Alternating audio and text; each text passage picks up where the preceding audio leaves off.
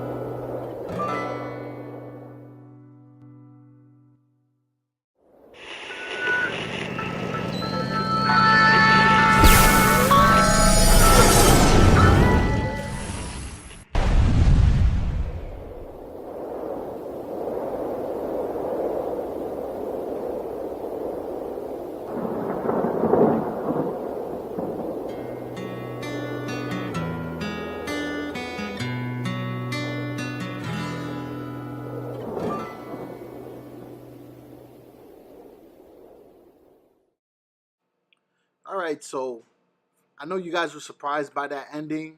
I certainly was as well. Definitely didn't expect that. Now, when you start the game, you get to name your commander, and you go into an exercise mode, which is their version of the tutorial. In this mode, you'll be able to understand how the game plays, the type of tactics that are needed. More or less, this functions very similar to a MOBA. Reminds me a little bit of Vainglory, also with a mix of Star Wars The Force Arena. I believe that was the name of the game. In the sense that this is an arena strategy game. So the whole point of Art of War Red Tides is to be able to maneuver your team across the field and destroy the combatants that are going against you in order to overtake the enemy's base. Throughout the match, you will be building up points that you can use to throw out different troops. You have some that have special abilities like flamethrowers.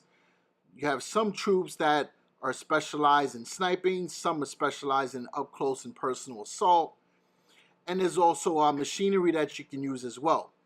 Each has a cost to it. The more advanced the technique and the more advanced the fighter is, the higher the cost. So this is why it functions very similar to a tower defense game. It's because you have to carefully monitor the amount of energy you have to decide what team you're going to use, but also manage it in the sense that you have the right amount of coverage of troops in a certain class in order to combat and counter what your opponent throws down. And I'll give you a perfect example. In the beginning, I like to stack up on the most cheapest unit available just so I can have the numbers on my side and start creating a strong push. Once I feel confident with the amount of cheap units I have, then I start raising the cost and start bringing in different troops in order to diversify my attack. So as you see here, you compose a team. There's, from my understanding, 3 different factions that you can use. You start off with the Terrans, which consists of the Riflemen, the Crossbowmen, Medic, Cavalry, Motorcycle, and a Flamethrower. And then if you go inside those categories, you'll have Snipers, Stormtroopers, AP Crossbowmen, Grenade Launchers, Medevac, Ironbird Rider, High-Speed Motorcycle, Multi-Role Motorcycle, Heavy Flamethrower, HEF Flamethrower, and Dragon Breath. So as you see, it gets a little more complex based on the level of the troops. Now, the advantage that you have with the Terran class is that their main ability is mass production. Now, you also can unlock commander skills, which consists of Airborne, a Bombing Run, Missile Strike, Siege Engine, Advanced Warning, Anti-Tank Gun, Iron Maiden, Flare, and Assembly. So you unlock some pretty cool stuff as you progress in the game. So it gives you more strategies to use. Instead of you being limited to the same strategy from the beginning of the game from when you first start. I mean, that could be pretty boring, and that can eliminate the gameplay factor and the replayability of this game. So I thought that was pretty cool. So we finished that practice session there. What I decided to do after that, and you see you got some training rewards. You know, you unlock all the troops for the Terran class. Pretty cool stuff. You got the Mission Strike there also, which is the commander skill. So we're going to go into an online match so you guys can see. I thought it loaded up pretty quickly. It took about a minute to find somebody to go against. So I thought that was pretty cool. So you can either do 3-on-3 or 1-on-1. I decided to go with a 1-on-1 just so I can become more comfortable with the gameplay of the game. So we're loading up. We're waiting to have enough elixir here. I also want to be able to get the signal to deploy a troop. Like I stated earlier, I'm going to go for a combination of the cheapest units.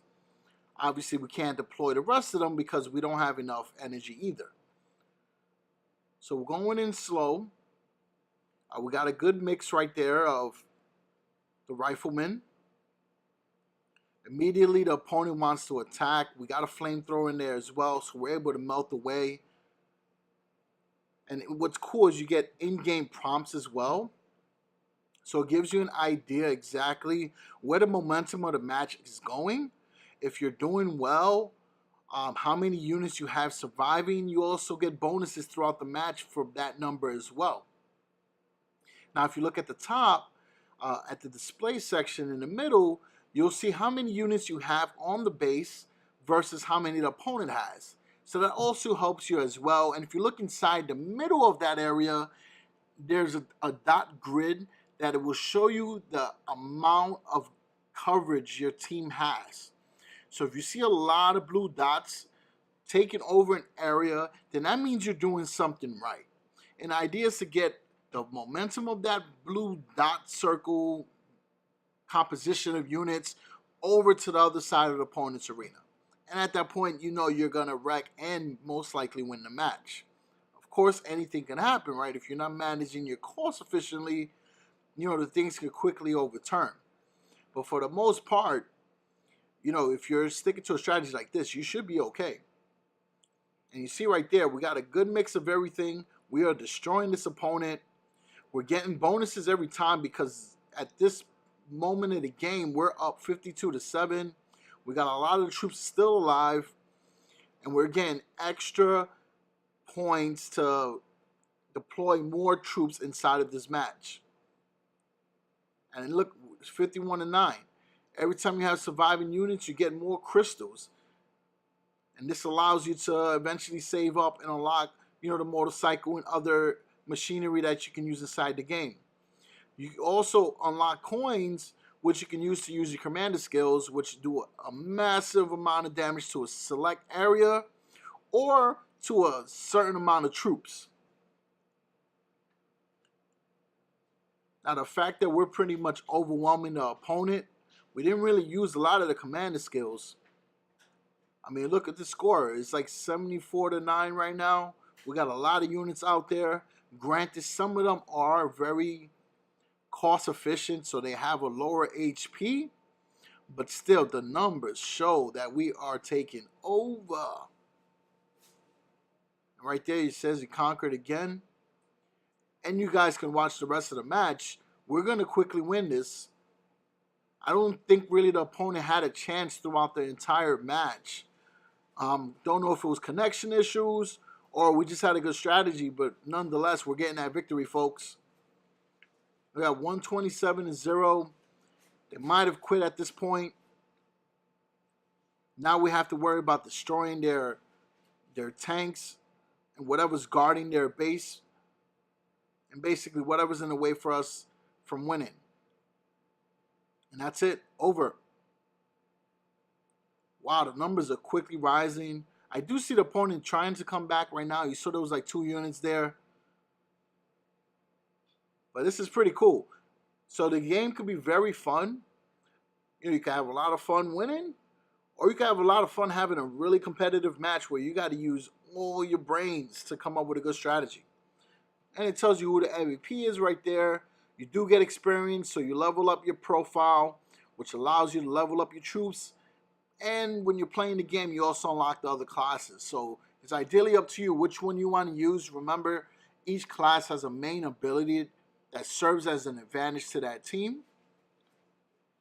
You also unlock these special supply depots at the end of the match, which can grant you more items.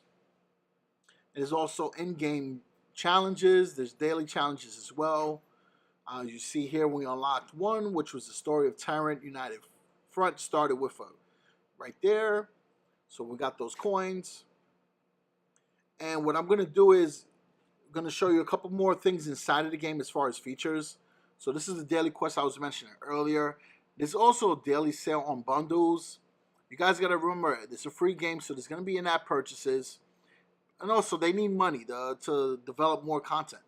So you can subscribe to the game for $5 a month, and you'll get 1 loot chest, 20% coins from battle, extra experience, and other perks. Also, if you go in the store, it also tells you unlock 5 privileges and monthly exclusive unit skills. It tells you what your best sellers are. As far as the skins for the characters, they have some pretty cool ones. I'll show you the ones that caught my attention. You know, some of them looked really, really cool. And I thought that some of the characters that are available to you should be pretty sick. I know you see them on a small scale in this game. But also wanted to mention that this is a game that actually came out on Steam as well. So if you don't want to play on a mobile, you guys can also play it on your PC or your Mac. Actually, not too sure about Mac, but you can definitely play it on PC. So it gives you an opportunity to play it on a much larger scale. So you see, you got a couple other heroes there. I have a habit of saying heroes, but what I mean is units. That guy looks pretty awesome. You got this dragon, angel-looking character. You got this bald eagle guy. And you got this wolf that looks pretty sick. So that's pretty much it, folks. As far as like overall review of this game, I think for a mobile game, it keeps you very entertained. If you're a huge fan of MOBAs, if you love Vainglory, then this is an awesome game for you. This game does have a replay value. It does give you an incentive to continue to grind because there's a level up system. And again, you have options of characters that you can use, commanders, command skills, abilities for the factions that are there. So overall, it's pretty solid. I thought it was a really good game. It plays very smooth on the iOS 11 update. I'm currently using the iPhone 7 Plus, so it looks amazing on the big screen there. And overall, the sound of the game is awesome too. You saw the intro, had incredible theme music and incredible graphics. Now, I only played some matches online. I'm not too sure if there's any other cutscenes in the game. But if there are, folks, you know they're going to be awesome. Alright, so that's pretty much it. If it's your first time checking me out, then you guys already know to hit that like button so I know that you guys appreciate the content. And if you're a returning sub, then you guys definitely know that I appreciate the support always, all right? So I hope you guys enjoy the content, and I do hope you subscribe for future videos. Remember, we do mobile game reviews every Thursday. So whatever's hot on the App Store or whatever's fresh, we're going to cover it. And remember, if it's not a good game, I'm not going to make a review for it or a video. So you guys know that whatever I'm making a video for, I'm pretty much saying it's a good game and I'm playing it myself. All right, so peace out, folks.